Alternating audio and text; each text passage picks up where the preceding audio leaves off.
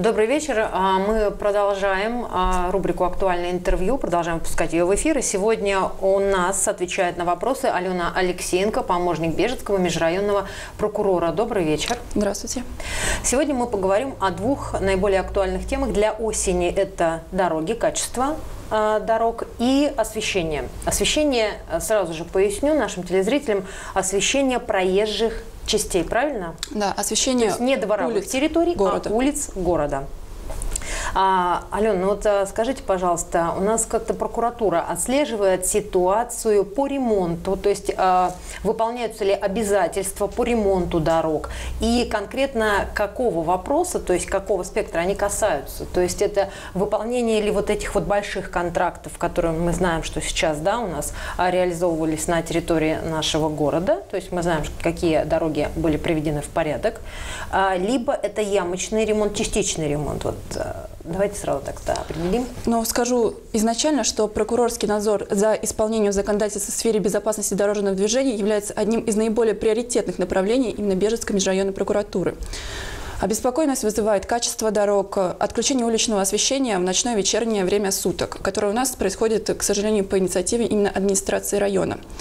Мы практически и ежемесячно проводим обследование с органами ГИБДД, нашим территориальным подразделением.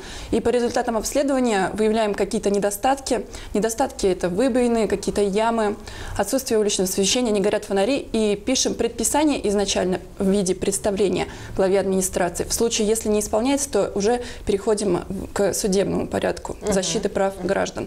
Так, уже в этом году более 30 исковых заявлений подано в Бежецкий городской суд именно по устранению выбоин на дорогах. Они уже все рассмотрены, удовлетворены, находятся на исполнении. К сожалению, это такой длительный процесс и требует очень больших финансовых затрат, что администрация выходит в суд с просьбой об отсрочке исполнения решений суда. И часто им отсрочка уже на год дается. Вот, допустим, сейчас уже осеннее время. Да, и есть смысл, вот да, как бы уже, но что-то они, конечно, исправляют в рамках содержания дорог, что-то нет. Вот сейчас хочу пояснить, что тоже также по искам межрайонной прокуратуры было. Сейчас идет ремонт некоторых дорог. Благодаря тому, что наш муниципалитет вступил в программу региональную, сейчас скажу, как она точно называется, программа дорожных работ на объектах муниципальной собственности, реализация которой в 2018 году, в этом году, идет с привлечением средств областного бюджета. Всего заключено 3 контракта. Контракты на очень большую сумму для Бежецкого района – 47,5 миллионов рублей. Это с учетом, что всего бюджет района у нас 58 миллионов. Но благодаря именно вливанию из областного бюджета удалось заключить и потрачен всего из местного бюджета 9,5, 20% от этих контрактов. Ремонтируются сейчас следующие участки дорог. Это у нас улица Большая Штабская, тоже основная дорога от улицы Тверской в сторону поселка Максатиха до границы города Бежецк. Это улица Рыбинская, тоже постоянно, которая у нас ремонтируется. Ямочный ремонт вообще никаких результатов не приносит. Теперь он будет полностью, эта улица, отремонтирован от улицы Кашинской до поворота на кладбище. Улица Нечаева – это от улицы Рыбинской до площади Кости Чернышева. И последний участок – это перекресток, тоже такой перекресток улиц Нечаева и переулка Первомайского. Большие крупные объекты, да, вот есть. То есть вы и это отслеживаете ситуацию по выполнению контрактов? Контракты, значит, будут выполнены у нас 30 сентября 2018 года. 5 дней подрядчикам на то, чтобы представить информацию в администрацию о выполнении этих контрактов, и 2 дня на приемку. В приемке будут участвовать представители Министерства контрольных функций Тверской области и представители дирекции территориального дорожного фонда. То есть, думаю, она будет проходить объективно. Может тогда сразу вопрос. Ну, наверняка, если в интернете мониторите ситуацию, то видели, да, что люди выкладывали фотографии, что асфальт кладут в дождь. В общем-то, вот как-то будет отслеживаться ситуация, как выполнено именно качество? Конечно, будет. Существует гарантийный срок. Гарантийный срок довольно-таки большой. Если что-то произойдет, как у нас вот было, вот, например, на Краснослободской, в следующий год снег сойдет и там что-то произойдет, естественно, сразу же будут приняты и меры прокурорского реагирования, будет соблюден претензионный порядок. То есть в случае неисполнения уже подрядчиком, то уже будет обращение в суд, и там это невыгодно, это огромные штрафные санкции. А вот скажите, пожалуйста, роль прокуратуры в процессе приемки. То есть что конкретно вы отслеживаете? Вы документацию проверяете? Или, то есть конкретно ваша роль, чтобы можно было понять? Мы, значит, берем контракты контракт и проверяем, что там запланировано, на что деньги потрачены и что действительно выполнено. В случае, если там что-то указано, например, одно, вот как вот в этих контрактах, допустим, указан не только ремонт дорожного покрытия, также и установка остановок различных. Более того, будут 2 светофора установлены около школы номер 2 и школы для слабовидящих. Это на какие средства, Алена, можете? Это все вот эти в 47,5 миллионов. Все вошло вот в эти проекты, все сюда. Потом, что там еще будет сделано? Дорожная разметка и опиловка деревьев, которые все это туда вот входит. То есть 2 светофора, это вообще новость, о чем вы говорите.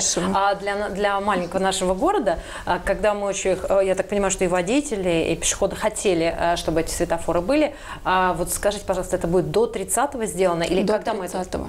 До 30-го. Вот если они не успевают это сделать, то у них уже пение. Им это невыгодно. Так, и вот в течение 2 дней после уже извещения приемка осуществляется, как я вам сказала, с представителями очень серьезными. И думаю, что она будет проходить объективно. Но что здесь еще теперь можно сказать? Наверное, тогда мы все же еще раз я задам вопрос про ямочный ремонт, потому что в этом году он, в общем-то, как-то от него внимание отвлекли, возможно, вот эти крупные проекты, да, то есть крупные объекты, которые ремонтировались, но ямочного ремонта как такового не было. Вот именно по этой теме иски были направлены? Именно по этой теме. То есть и основные улицы тоже именно по этой теме, потому что ситуация очень сложилась печальная по нашему городу. Проехать абсолютно невозможно даже по большим, крупным улицам, где достаточно довольно большой поток движения машин. Именно на вот это были направлены исковые заявления. Алена, бывают такие случаи, когда к вам обращаются, допустим, водители, но вот из-за ямы, попал в яму, что-то случилось с машиной. Такие ситуации тоже вы разбираете? И вообще, бывают ли такие ситуации? Или это вообще не ваша тема реагировать? К сожалению, почему-то люди очень редко обращаются к нам. А они имеют право на это? Имеют право они с этим обращаться. И, естественно, мы поможем, потому что ямы на дорогах – это априори нарушение прав неопределенного круга лиц, и прокурор обязан делать все возможное для того, чтобы это устранить. К сожалению, к нам вот очень мало обращений именно по безопасности дорожного движения поступает. В основном, если мы и видим какие-то нарушения, то это из средств массовой информации. Берем оттуда основания для именно проведения инициирования нами проверки. Ну, тогда мы, наверное, перейдем к второму вопросу. Это освещение. Освещение. Именно по освещению какие проблемы, понятно, что они у нас есть. Вот. Конкретно какие выявлены, над чем работаете? Впервые на данную проблему обратили внимание в 2017 году. К нам поступило обращение гражданина, как раз-таки неравнодушного жителя города Бежецка, который пояснил, что в ночное и вечернее время суток не горит. Свет, да? Да, свет абсолютно не горит. И действительно, мы стали проверять это, почему не горит. Оказывается, администрация у нас утверждается графики, согласно которым они нашим энергосетям говорят, с такого по такого-то время отключать электричество. То есть, когда темнеет, допустим, в 7 часов вечера или в 7:15 надо включать, да, включали позже. Я вот так понимаю эту ситуацию. То есть у нас включали, допустим, с 9 часов вечера до часу ночи. И в час ночи отключали там до 6, до 7 утра. Это недопустимо. Это противоречит вообще всем нормам законодательства и пагубно влияет на безопасность дорожного движения. Мы стали разбираться, написали в 2017 году еще исковое заявление в суд. Суд удовлетворил. Администрация пришла к выводу, что действительно необходима модернизация уличного освещения. Тех денег, которые у нас заложены в бюджете Бежецкого района в 2017 году, их не хватало на то, чтобы постоянно светить. И они пришли к выводу о том, что необходимо заменить лампы обыкновенные на энергосберегающие лампы. Заключили 4 контракта. Один из которых по Большой Штабской. Получается большой контракт на 400 тысяч рублей. Там заменили, на настоящее время все горит. И 3 остальные контракта были по основным улицам Бежецка, то есть Нечаева, Чехова, вот такие улицы. СО, РСО, обществом с ограниченной ответственностью, региональная сетевая организация. Замену светильников вот этот подрядчик выполнил на улице города Бежецка. Работы были приняты, однако, погорев какое-то время, светильники вдруг стали выходить из строя. Вот по всем основным улицам Бежецка, это Чехова, Нечаева, Рыбинская. И единственный сейчас момент, который вот прокуратура добивается от администрации, то, чтобы они в претензионном порядке, гарантия на эти светильники 2 года, еще возможно заменить за счет именно вот этого подрядчика, чтобы не деньги из муниципального бюджета, а чтобы администрация добивалась именно в претензионном порядке. То есть писала туда письма. В случае, если РСО не выполнит свои обязательства, то мы уже будем в судебном порядке обращаться для того, чтобы она заменила вот эти светильники неработающие. Потому что денег потрачено очень много, и это никаким результатом не приводит. В настоящее время тоже подан иск в Бежецкий городской суд еще в августе этого года, который до настоящего времени рассматривается именно по ненадлежащей организации уличного освещения администрации. К сожалению, он рассматривается на 2 октября еще судьей. Алена, скажите, пожалуйста, а не было таких обращений, ну вот, по крайней мере, люди говорят о том, что, ну, действительно, если едешь за рулем вечером, да, эти светильники не дают такого необходимого эффекта, света, который хотелось. Нет. Обращений такого ни одного. Вот давайте скажем все же людям о том, что поясним, я еще раз говорю, расширим понимание, над чем работает прокуратура, понимание именно со стороны наших телезрителей. Могут ли они к вам обратиться? Они могут, и они должны. Если они неравнодушны именно к тому, что происходит в городе, они должны делать это и добиваться защиты своих прав. Потому что никто, кроме них и кроме, мне кажется, прокуратуры, раз администрация бездействует, не поможет в данном случае. А вот с ГИБДД никаких мероприятий не было по тому, чтобы определить вот процент освещенности именно? То есть я так понимаю, что от каждой лампы должен быть, ну, то есть она должна выполнять свою функцию, то есть освещать вот именно эту территорию. Вот люди это не жалуются, но сами-то мы ходим по городу и видим. Видите, я думаю, и за рулем ездят. Что действительно это недопустимо, потому что вот это свет, который установили новые прожектора, это что-то светит там в небе, да, и не освещает дорогу. Это вот все к подрядчику, конечно, РСО. Это вопрос к подрядчику. То есть это уже, если будет у вас обращение какое-то конкретно от граждан, да, вы уже можете... У нас должно быть основание для проведения. Основание для какого-то вот тоже вашего уже действия. И еще момент такой. У нас есть обращение от наших телезрителей, но это не, наверное, не по проезжей части, как я уже говорю, а по дворовым территориям. Вот вы этим вопросом занимаетесь? То есть где нет освещения? Вот на улице Чехова к нам, да, обращались, что нет освещения и какой-то реакции нет со стороны ответственных организаций. К вам можно обратиться? Можно и даже нужно.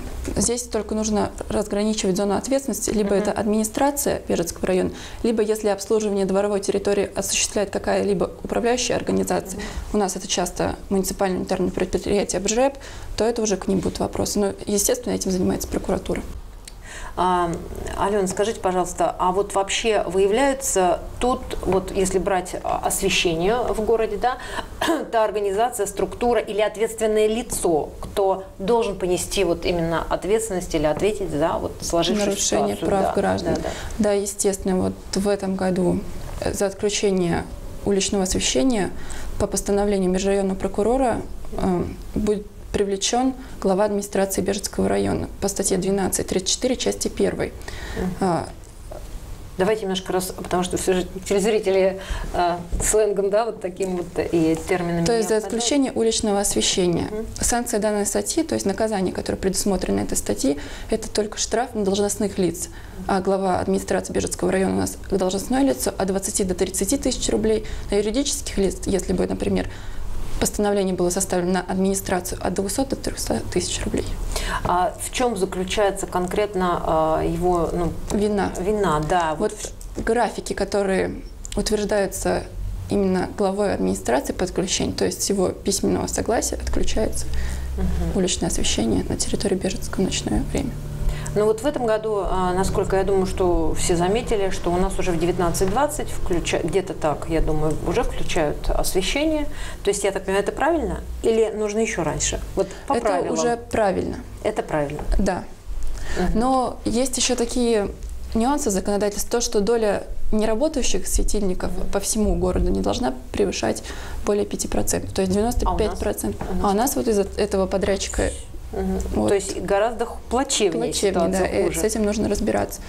Также законодателям разрешено сделать так, чтобы хотя бы через один светильник горел, если интенсивность движения менее 40 человек в час, либо интенсивность движения транспортных средств в двух направлениях менее 50 машин в час.